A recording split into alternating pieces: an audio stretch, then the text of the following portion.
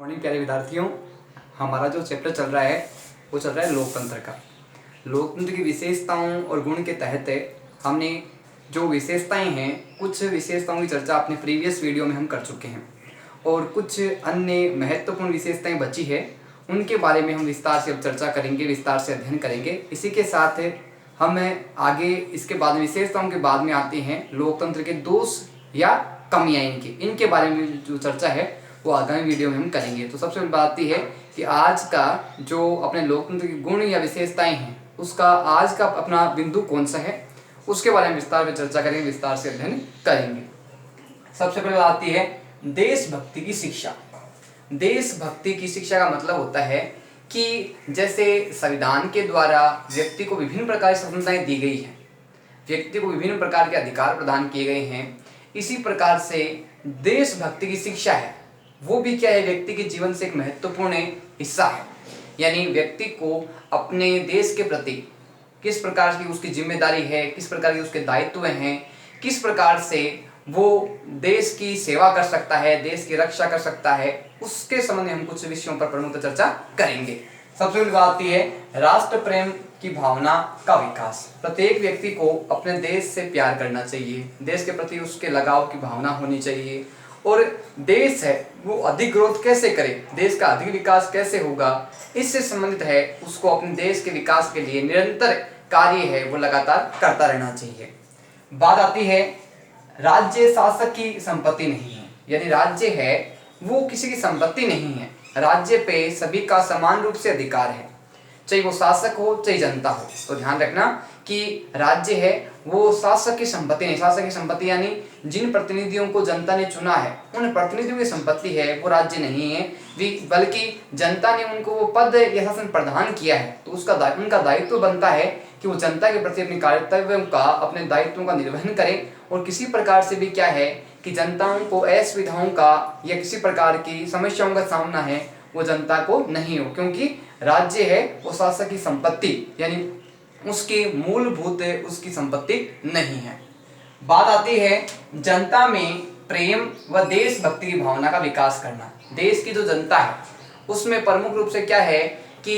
देशभक्ति यानी अपने देश के प्रति जुड़ाव होना चाहिए, लगाव होना चाहिए, और जो देश की अपनी संस्कृति है, सभ्यताएं हैं, रीति रिवाज है, उनके बारे में जनता को पूर्णतः क्या है जानकारी होनी चाहिए। इसके साथ साथ क्या है कि प्रमुख से बात आती है प्रेम की, यानी देश की जो समस्त जनता है, चाहे वो किसी भी स्थान पे किसी भी जगह पे रहते हो, उन जनता के बीच में आपस में क्या है भाईचारे की भावना होनी चाहिए। किसी को छोटा बड़ा नहीं समझना चाहिए, किसी को असमान नहीं समझना चाहिए, सभी समान हैं, और समानता के आधार पे सभी जो जनता है उसमें प्रेम, भाईचारे और समानता की भावना होनी चाहिए, ताकि देश है वो अपना देश एक अच्छे डेवलपमेंट की ओर आगे बढ़ सके, अच्छे विकास की ओर बढ़ सके। और इसके साथ साथ जनता के दायित्व भी बनते हैं देश के प्रति कि जब भी आवश्यकता पड़े देश को, तो हर प्रकार से तन मन और धन से अपने देश की सुरक्षा के लिए, अपने देश के विकास के लिए, अपने देश की रक्षा के लिए अपना सब कुछ अर्पण करने के लिए जनता को हर समय तत्पर और तैयार रहना चाहिए।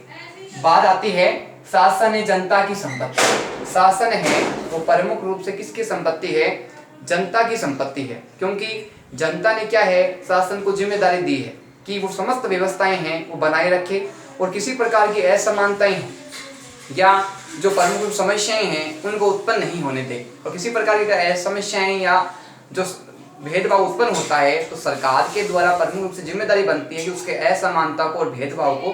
प्रमुख रूप से जो नियंत्रित करने की शक्ति है वो प्रमुख रूप से किसके पास होनी चाहिए, जनता के पास में होनी चाहिए। तो इस प्रकार से सरकार या शासन की जिम्मेदारी बनती है जनता के प्रति। बात आती है समानता एवं समता पर आधारित, यानी लोकतंत्र की जो व्यवस्था है प्रमुख रूप से वो किस पे आधारित है, समानता और समता पे आधारित है। यानी देश की समस्त जनता है वो सामाजिक रूप से, आर्थिक रूप से, धार्मिक रूप से प्रमुख रूप से क्या है समान है, और किसी प्रकार की जो असमानता है वो देश में किसी व्यक्ति के साथ नहीं होनी चाहिए।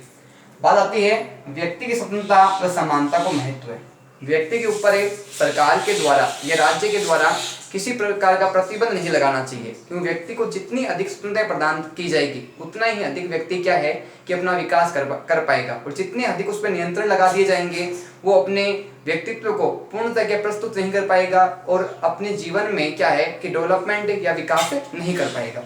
बात आती है समानता को महत्व है, यानी अमीरी गरीबी या फिर जाति धर्म के आधार पे किसी व्यक्ति को क्या है निम्न या उच्च नहीं समझना चाहिए, क्योंकि जाति या धर्म से कोई व्यक्ति बड़ा या छोटा नहीं होता। प्रमुख रूप से उसके जो गुण हैं, जो योग्यताएं हैं, उसके आधार पे व्यक्ति का व्यक्तित्व निर्भर करता है। तो प्रमुख रूप से ये असमानताएं नहीं होनी चाहिए और जाति और धर्म को महत्व न देते हुए व्यक्ति की योग्यताएं और उसके कार्यों को महत्व देना चाहिए। बात आती है धर्म, भाषा, जाति के आधार पर भेदभाव नहीं, यानी समाज में हम देखते हैं भारत एक विविधताओं वाला देश है और विविधताओं वाला देश होने के कारण क्या है कि भारत में सिर्फ एक जाति के ही लोग नहीं रहते, एक धर्म के लोग ही नहीं रहते। भारत में है हिंदू भी रहते हैं, मुस्लिम भी रहते हैं, सिख भी रहते हैं, ईसाई भी रहते हैं, जैन भी रहते हैं, पारसी भी रहते हैं, बौद्ध भी रहते हैं, यानी विभिन्न जातियों के और विभिन्न धर्मों के लोग हैं वो भारत में रहते हैं। इन विविधताओं के होने के बावजूद भी क्या है कि देश की समस्त जनता है उसको समान माना गया है और किसी प्रकार असमानता उसके साथ नहीं की गई है। तो रूप से बात आती है कि धर्म, भाषा और जाति के आधार पे किसी भी व्यक्ति के साथ किसी भी स्थान पे भेदभाव है, न तो किसी समूह के द्वारा किया जाएगा, न किसी संगठन के द्वारा किया जाएगा, न राज्य के द्वारा किया जाएगा, न सरकार के द्वारा किया जाएगा। संविधान द्वारा स्पष्ट कहा गया है कि सभी हर दृष्टि से समान है। बात आती है सभी व्यक्ति कानून की दृष्टि से समान है। कानून यानी न्यायालय की दृष्टि से भी क्या है, सभी समान है। कानून किसी भी दृष्टि के आधार पे क्या है कि किसी वर्ग या जाति के साथ भेदभाव नहीं कर सकता, क्योंकि कानून का प्रमुख कार्य है कि उचित और अनुचित का ध्यान में रखते हुए जो सही है उसको न्याय प्रदान करे और जो गलत है या दोषी है उसको प्रमुख रूप से सजा दी जाए, ताकि समाज में क्या है न्याय की स्थापना प्रमुख रूप से हो पाए। प्लस इसमें एक बात और आती है, कानून है सबको समान संरक्षण प्रदान करता है, यानी प्रत्येक व्यक्ति को सुरक्षा है वो कानून के द्वारा प्रदान की जाती है कि किसी प्रकार के उसके अधिकारों का कहीं भी अतिक्रमण होता है, कहीं भी उसके साथ असमानता होती है तो ऐसा व्यक्ति या ऐसा समूह है न्यायालय में अपने प्रमुख रूप से याचिका दायर कर सकता है और न्याय प्राप्त कर सकता है। बात आती है सभी को समान अधिकार प्राप्त है। देश में रहने वाले प्रत्येक व्यक्ति को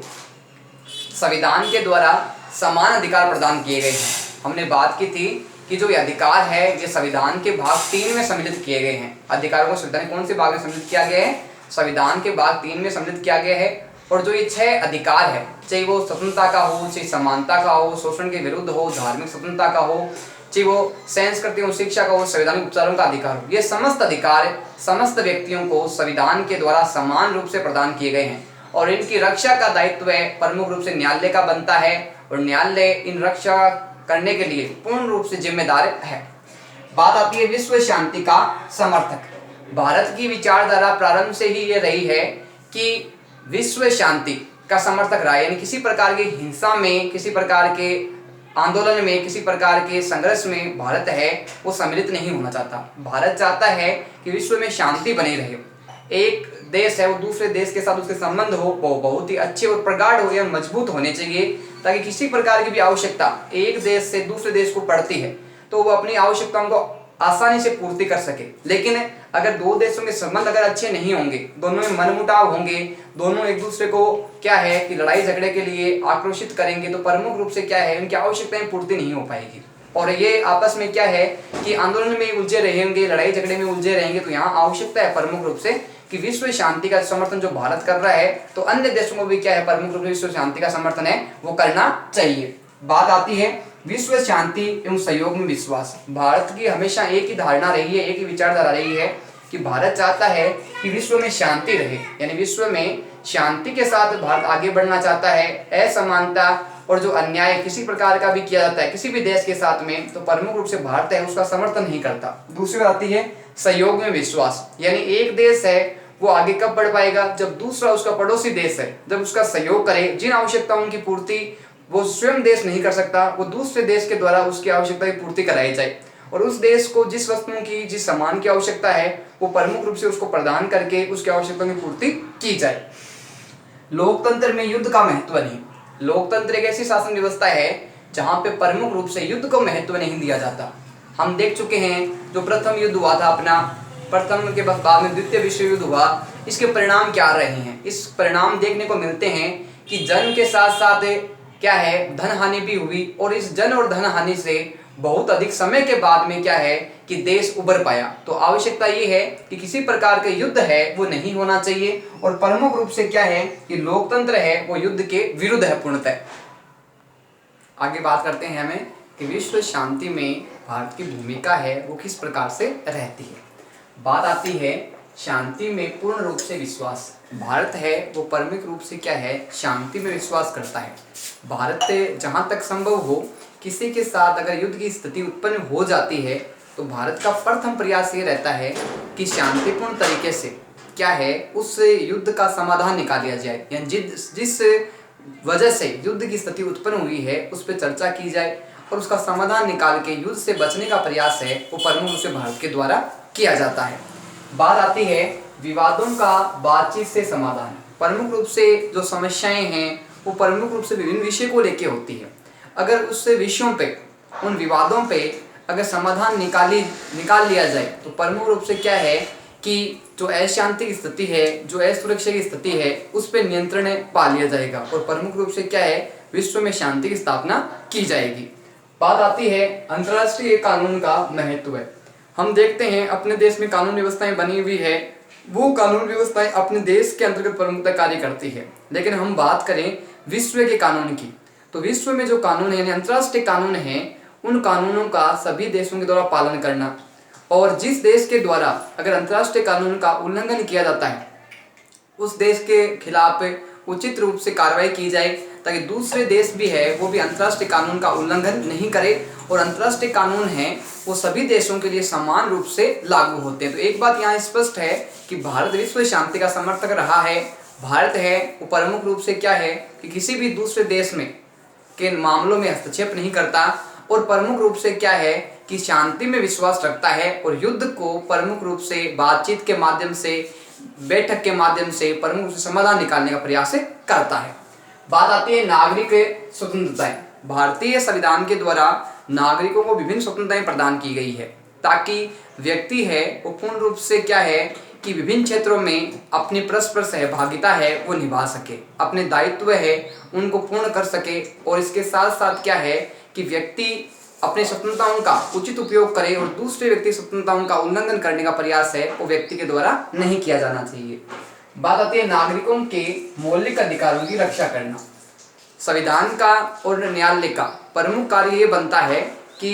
व्यक्ति के जो प्रमुख अधिकार है उनकी रक्षा का जो दायित्व है, उनकी जो जिम्मेदारी है वो न्यायालय को सौंपी गई है। किसी भी व्यक्ति के मौलिक अधिकार का उल्लंघन होता है तो न्यायालय में वो शरण ले सकता है, और जिसके द्वारा चाहे वो व्यक्ति हो, चाहे समूह हो या सरकार हो, उसके ऊपर उचित रूप से कार्य किया जाएगा। बात आती है विचार प्रकट करने की स्वतंत्रता, यानी प्रत्येक व्यक्ति को संविधान के द्वारा अपने मन की जो भावनाएं हैं, विचार है, उनको प्रस्तुत करने की स्वतंत्रता दी गई है ताकि व्यक्ति के मन में जो छुपी हुई विचार है, भावनाएं हैं, उनको वो अपनी भाषा के माध्यम से, अपने विचारों के माध्यम से प्रस्तुत कर सके और अब उन विचारों से वो दूसरों को अवगत भी करा सके। बात आती है संगठन बनाने की स्वतंत्रता।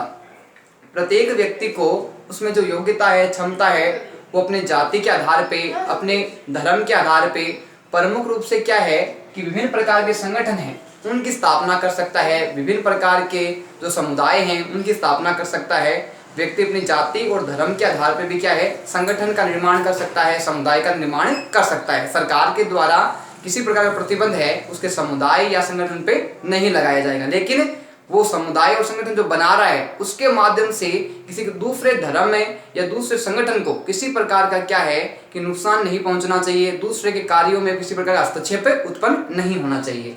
बात आती है शांतिपूर्ण आंदोलन करने की स्वतंत्रता, यानी प्रत्येक समूह को, प्रत्येक समुदाय को शांतिपूर्ण रूप से क्या है आंदोलन करने की स्वतंत्रता है, लेकिन वो अगर शांतिपूर्ण तरीके से आंदोलन न करके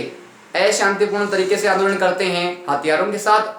आंदोलन करते हैं, तो सरकार के द्वारा उन पे उचित रूप से कार्रवाई की जाएगी। तो शांतिपूर्ण तरीके से आंदोलन है वो किए जा सकते हैं, चाहे वो रैलियों के माध्यम से हो, चाहे सभाओं के माध्यम से हो, चाहे प्रदर्शन के माध्यम से हो। इसी प्रकार आगे बात आती है कि जनता द्वारा नीतियों एवं कार्यों की आलोचना करना। सरकार ने जो नियम कानून बनाए हैं उनकी प्रमुख रूप से क्या है कि जनता के द्वारा आलोचना की जा सकती है। जनता के द्वारा उनके कार्यों की क्या है, प्रमुख रूप से आलोचना या समीक्षा करने का दायित्व जनता को दिया गया है। कई बार हम देखते हैं कि जो कानून सरकार के द्वारा बनाए गए हैं उससे कोई वर्ग है वो संतुष्ट नहीं होता। उसके लगता है कि जो कानून सरकार ने बनाया है वो किसी न किसी रूप में उसके अधिकारों का उल्लंघन कर रहा है या उसके विकास से संबंधित नहीं है, उसका अहित हो रहा है। तो प्रमुख रूप से वो क्या करेगा कि सरकार ने जो कानून बनाया है उसकी आलोचना करेगा, उसकी समीक्षा करेगा। और सरकार है वो प्रमुख रूप से इस ओर ध्यान भी देती है कि जो कानून में बनाया गया है वो प्रमुख रूप से किसी वर्ग विशेष या किसी व्यक्ति के हितों की अवहेलना तो नहीं कर रहा, किसी को नुकसान तो नहीं पहुंचा रहा।